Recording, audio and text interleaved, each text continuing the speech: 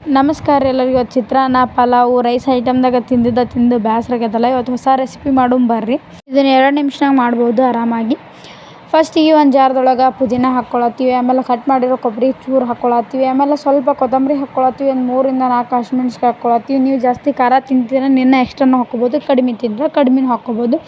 4 ರಿಂದ 5 ಬೆಳ್ಳುಳ್ಳಿ ಹಾಕ್ಕೊಳತ್ತೀವಿ. ಒಂದು ಅರ್ಧ ಟೇಬಲ್ ಸ್ಪೂನ್ ಜೀರಿಗೆ, ಒಂದು ಅರ್ಧ ಟೇಬಲ್ ಸ್ಪೂನ್ ಉಪ್ಪು. ಇದೇನಾಯ್ತಲ್ಲ ಎಲ್ಲ ಐಟಮ್ಸು ಫುಲ್ ಸಾಫ್ಟ್ ಆಗ್ಬೇಕು ರೀ, ಸಣ್ಣ ಆಗ್ಬೇಕು, ಅಂದ್ರೆ ಟೇಸ್ಟ್ ಚಲೋ ಕೊಡ್ತದೆ. ಆಮೇಲೆ ಗ್ಯಾಸ್ ಆನ್ ಮಾಡ್ಕೊರಿ.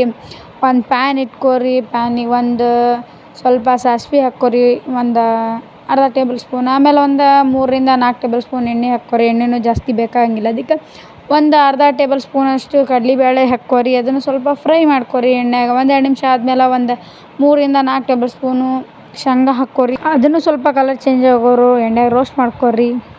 ನಾವು ಅದಕ್ಕೆ ಒಂದು ಉಳ್ಳಾಗಡ್ಡಿ ಕಟ್ ಮಾಡಿ ಇಟ್ಕೊಂಡಿದ್ದೆ, ಅದನ್ನು ಹಾಕ್ಕೊಳತ್ತೀನಿ. ಸ್ವಲ್ಪ ಕಲರ್ ಚೇಂಜ್ ಆಗೋವರೆಗೂ ಅದನ್ನು ಎಣ್ಣೆಗೆ ಚೆಂದಾಗಿ ಫ್ರೈ ಮಾಡತ್ತೀನಿ 1-2 ನಿಮಿಷ. ಅದಾದ್ಮೇಲೆ ಸ್ವಲ್ಪ ಕರಿಬೇವು ಹಾಕ್ಕೊಳತ್ತೀನಿ. ಅದನ್ನು ಸ್ವಲ್ಪ ಕಲರ್ ಚೇಂಜ್ ಆಗೋವರೆಗೂ ಎಣ್ಣೆಗೆ ಫ್ರೈ ಮಾಡಕತ್ತೀನಿ ರೀ.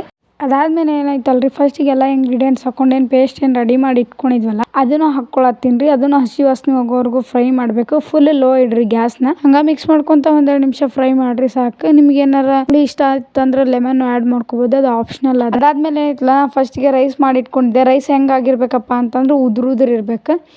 1 ಕಪ್ ಅಷ್ಟು ರೈಸ್ ತೊಗೊಂಡು ನಾ ಇಲ್ಲಿ ಅದನ್ನು ಹಾಕ್ಕೊರಿ. ಈಗ ಗ್ಯಾಸ್ನ ಆಫ್ ಮಾಡಿಕೊಂಡು ಚೆಂದಾಗ ಮಿಕ್ಸ್ ಮಾಡ್ಕೊರಿ. ಸಣ್ಣವ್ರಿಗೆ ದೊಡ್ಡವ್ರಿಗೆ ಲಂಚ್ ಬಾಕ್ಸಿಗೂ ಚಲೋ ಆಗ್ತದೆ, ಇದು ಇಷ್ಟನೂ ಆಗ್ತದೆ. ಆಮೇಲೆ ಒಂದು ಅರ್ಧ ಟೇಬಲ್ ಸ್ಪೂನು ಅರಿಶಿಣ ಹಾಕ್ಕೊರಿ, ಚೆಂದಾಗ ಮಿಕ್ಸ್ ಮಾಡ್ಕೊರಿ.